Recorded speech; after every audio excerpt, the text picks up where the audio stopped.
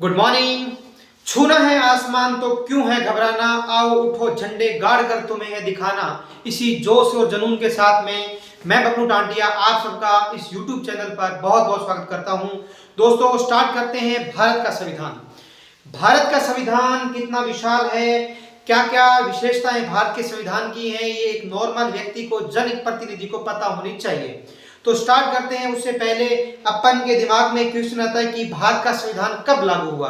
अपन सब जानते हैं कि भारत का संविधान 26 जनवरी 1950 को भारत का संविधान लागू हुआ। हर एक कॉलेज, हर एक इंस्टीट्यूट, हर एक कॉलेज, हर एक इंस्टीट्यूट, हर एक ऐसी संस्था जहां पर कोई भी सामाजिक कार्यकर्ता, हर एक ऐसा व्यक्ति जो भारत सरकार के, राज्य सरकार के अधीनस्थ काम करता है, ऐसा संस्थान, वहां हर जगह 26 जनवरी को गणतंत्रता रूप के अंदर मनाया जाता है। ये बात अपन जानते हैं। तो 26 जनवरी 1950 को भारत का संविधान लागू हुआ। अभी क्वेश्चन ये माइंड के अंदर आता है कि भारत का संविधान किसने लिखा, भारत का संविधान किसने लिखा। अगर ये क्वेश्चन माइंड के अंदर आता है तो सबसे पहले अपन का ध्यान जाता है डॉक्टर भीमराव अंबेडकर। अपन के माइंड के अंदर एक ही नाम आता है, डॉक्टर भीमराव अंबेडकर। किंतु सच ये है कि भारत का संविधान डॉक्टर भीमराव अंबेडकर ने नहीं लिखा। भारत का संविधान किसने लिखा, तो प्रेम बिहारी नारायण। जी हां, बहुत बड़ा नाम है प्रेम बिहारी नारायण, प्रेम बिहारी नारायण।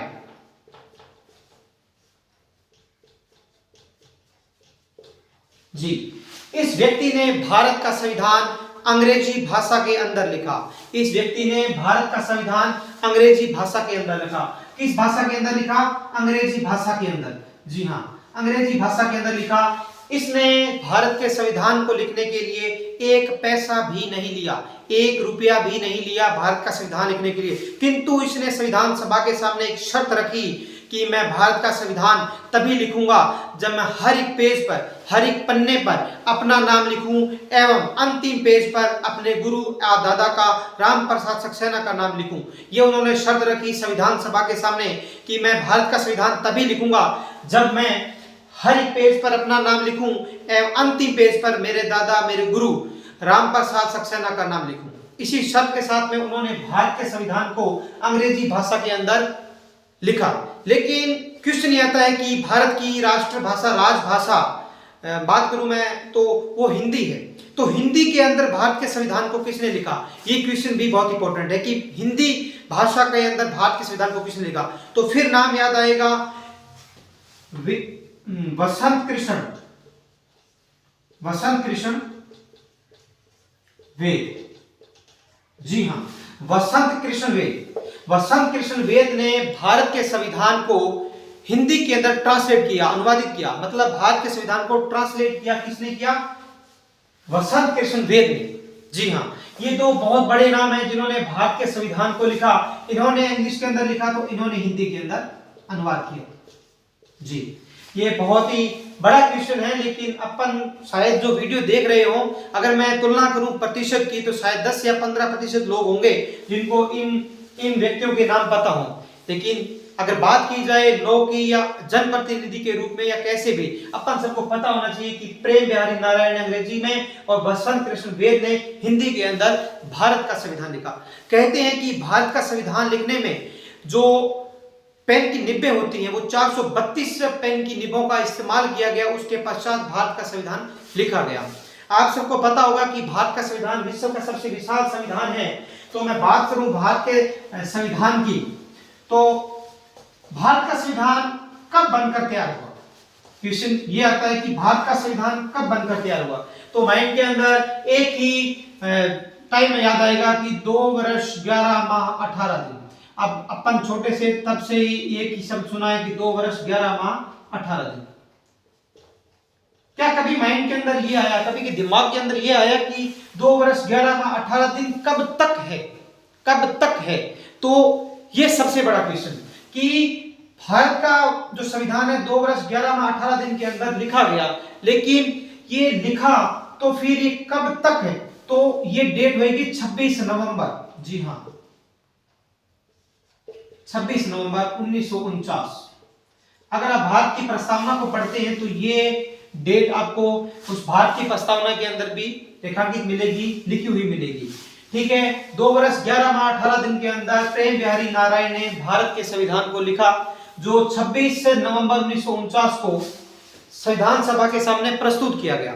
संविधान सभा के सामने जब प्रस्तुत किया गया तो उस समय संविधान सभा के जितने सदस्य थे वो कितने थे? 284 सदस्य, 284, 284 सदस्य, 284 सदस्य थे, जिसमें से 15 महिलाएं, जिसमें क्या थी? 15 महिलाएं शामिल थी।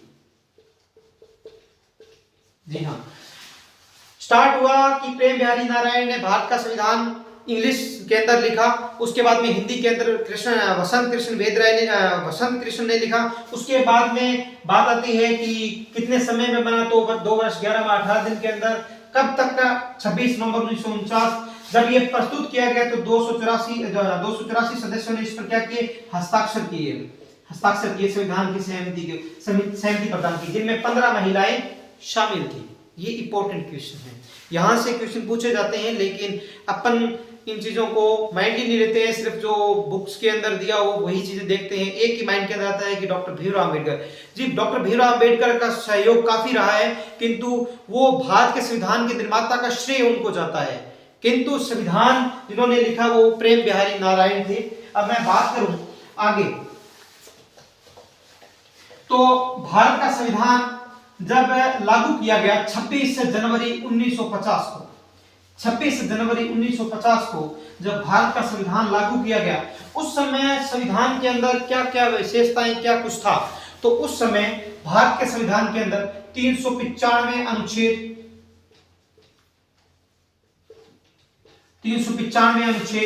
8 अनुसूची, शेड्यूल, 8 अनुसूची एवं 22 भागों में बांटा गया। कितने भागों में? 22 भागों में बांटा गया। अगर आपके पास में नोटबुक नहीं है तो कृपया अपने पास में नोटबुक रखिए, इन चीजों को नोट करते रहिए। ये जो चीजें हैं आने वाले टाइम में कंपटीशन के एग्जाम के लिए, चाहे आप जीडी का एग्जाम दें, चाहे लॉ से रिलेटेड कोई भी एग्जाम दें, एलएलबी का अगर आप कर रहे हैं, कोई भी एलएलबी फर्स्ट ईयर कर रहा है, तो भारत का संविधान, आपका कॉन्स्टिट्यूशन लॉ आपका पहला एग्जाम पेपर होता है। तो उसमें अगर आप ऐसी चीजें लिखते हो तो एग्जामिनर जो भी आपकी कॉपी चेक करता है वो देखता है कि बच्चे को जीरो के लेवल से भी पता है। वो चीजें बहुत मायने रखती है। तो इसलिए आप जो चीजें मैं आपको बता रहा हूं वे चीजें आप लिखते रहिए साथ साथ में। ये क्या है कि जब भारत का संविधान जब लागू किया गया उस समय 395 अनुच्छेद, 8 अनुसूचियां और 22 भागों के अंदर परिवर्तित था। किंतु क्वेश्चन ये आता है कि वर्तमान के अंदर भारत के संविधान में कितने अनुच्छेद हैं, कितने भाग हैं और कितने अनुसूचियां हैं। अगर उसकी बात करें, अगर मैं उसकी बात करूं कि वर्तमान के अंदर भारत के अंदर कितने अनुच्छेद हैं, तो भारत के अंदर वर्तमान के अंदर 448 अनुच्छेद, 448 अनुच्छेद, जी हाँ 448 अनुच्छेद, 12 अनुसूचियां, शेड्यूल जिसे अपन कहते हैं। उसके बाद में 22 पार्ट, 22 भागों के अंदर परिवर्तित बांटा गया है भारत के संविधान को। जी हाँ, ये चीजें जो लिखने योग्य हैं उनको साथ साथ में लिखते जाइए। जो मैं आपको बता रहा हूं, जो बोर्ड पे लिख रहा हूं, वो चीजें हर एक चीज, हर एक बिंदु महत्वपूर्ण है।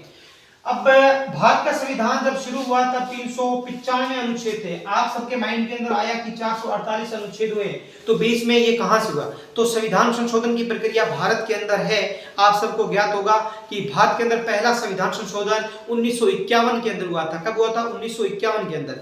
अगर अपन बात करें कि 1951 के अंदर हुआ, तो ये माइंड के अंदर था कि भारत का संविधान संशोधन की प्रक्रिया कहां से ली गई, क्योंकि आप सबको पता है कि भारत के संविधान को अगर शुरू किया गया, अगर लिखा गया है, तो कोई ना कोई प्रक्रिया कहीं ना कहीं से ली होगी। तो दक्षिण अफ्रीका से भारत ने संविधान संशोधन की प्रक्रिया ली, दक्षिण अफ्रीका से। अगर मैं बात करूं संविधान संशोधन प्रक्रिया की, अगर मैं बात करूं संविधान संशोधन प्रक्रिया की, तो 368 आर्टिकल या अनुच्छेद में संविधान संशोधन की प्रक्रिया दी गई है। संविधान संशोधन की प्रक्रिया दी गई है। संविधान संशोधन की प्रक्रिया किस में दी गई है? संविधान की संशोधन की प्रक्रिया संविधान के अनुच्छेद 368 में दी गई है। ठीक है, वर्तमान के अंदर 448 अनुच्छेद, 12 अनुसूचियां और 25 भागों में डिवाइड है। 25 भागों में डिवाइड है भारत का संविधान। तो ये चीजें हो गई। अब भारत का पहला संविधान संशोधन कब हुआ? 1951 के अंदर। अंतिम अगर मैं बात करूं अब तक भारत के अंदर कितने संशोधन हो चुके हैं, तो समथिंग 127 128। अगर मैं एक सुरक्षित एक सक्षम आंकड़ा रखूं तो 127वां संविधान संशोधन अगस्त 2023, अगस्त 2023 में। उसके बाद में 128वां भी आया है, लेकिन आप यहां तक याद रखिए कि 127वां संविधान संशोधन कब हुआ? अगस्त 2023 के अंदर। ठीक है। अब भारत के संविधान को 25 भागों में वर्तमान के अंदर डिवाइड किया गया है, किंतु जो पहले था उसमें 22 भागों के अंदर डिवाइड था। तो अपन स्टार्ट करेंगे भाग पहले से। भाग पहले से अगर अपन स्टार्ट करें, देखो हर चीज को अच्छे तरीके से लाइटली करवाऊंगा, लेकिन जो भी करवाऊंगा बहुत ही शानदार करवाऊंगा। उम्मीद करूंगा कि कोई भी चीज उससे बाहर नहीं आए। तो स्टार्ट करेंगे भाग प्रथम। आप अपने पास में नोटबुक रखिए। भाग प्रथम को अपन स्टार्ट करेंगे। जैसे स्टार्ट करूं संघ और राज्य क्षेत्र। अगर बात करूं भारत का जो प्रथम भाग है उसके अंदर संघ और राज्य क्षेत्र के बारे में वर्णन दिया गया है। तो जो भाग प्रथम है उसमें एक अनुच्छेद 1 से 4 दिया हुआ है, उसमें इसका वर्णन दिया गया है। तो भारत का जो भाग 1 है उसमें यह दिया गया है कि संघ और उसका राज्य क्षेत्र।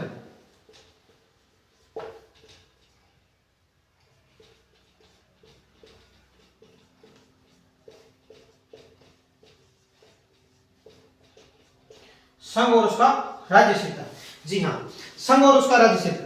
तो पहला अनुच्छेद अगर मैं नाम लूं, जो इंपॉर्टेंट अनुच्छेद है उन्हीं को अपन पढ़ेंगे विस्तार से जो चीजें हैं। लेकिन आप इतना याद रखिए कि भारत के भाग प्रथम में अनुच्छेद 1 से 4 तक क्या है कि भाग 1 में है। अनुच्छेद 2 स्टार्ट होता है, अनुच्छेद समझ आऊंगा, भाग 2, जो भाग 2 है उसमें 5 से 12 तक। ये चीजें आप याद रखिए जो नॉर्मली है।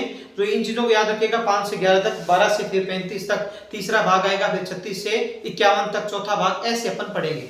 तो स्टार्ट करेंगे भाग फर्स्ट के अंदर अनुच्छेद 1 से 4 तक। अनुच्छेद 1 से 4 तक भाग प्रथम है, उसमें पहले में क्या दिया है कि संघ का नाम और उसका और राज्य क्षेत्र।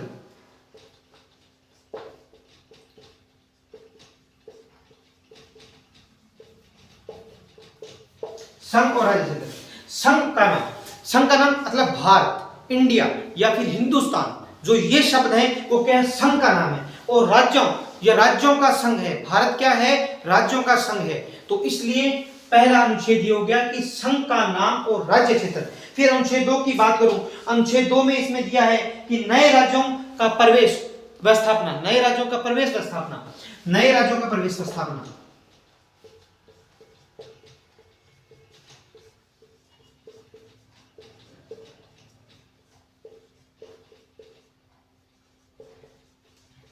हाँ, नए राज्यों का प्रवेश स्थापना इंपॉर्टेंट क्वेश्चन कि भारत के अंदर नए राज्यों का कैसे आगमन होगा, उनसे संबंधित, और उनकी स्थापना कैसे होगी, उनसे संबंधित इसमें दिया गया है। फिर एक और भाग आता है भाग 2 का क्या, उसमें सिक्किम का वर्णन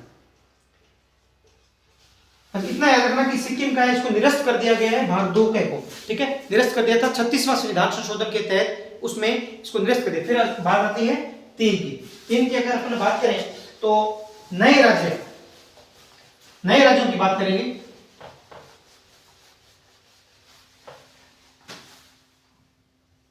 आर्टिकल 3 नए राज्य क्या मतलब कि नया राज्य कैसे बनेगा, कैसे टूट के बनेगा, किसी के क्षेत्र को घटाया जाएगा, किसी के क्षेत्र को बढ़ाया जाएगा, उस प्रकार से नए राज्यों की बात करें तो अनुच्छेद 3 के अंदर ये है कि नए राज्यों का निर्माण और वर्तमान राज्यों के क्षेत्रों और सीमाओं या नामों में परिवर्तन।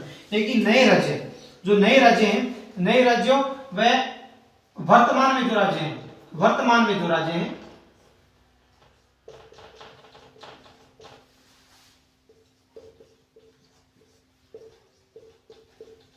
उनकी जो सीमाएं हैं, उनकी जो बाउंड्री है, उनमें परिवर्तन। इसका अधिकार किसको है?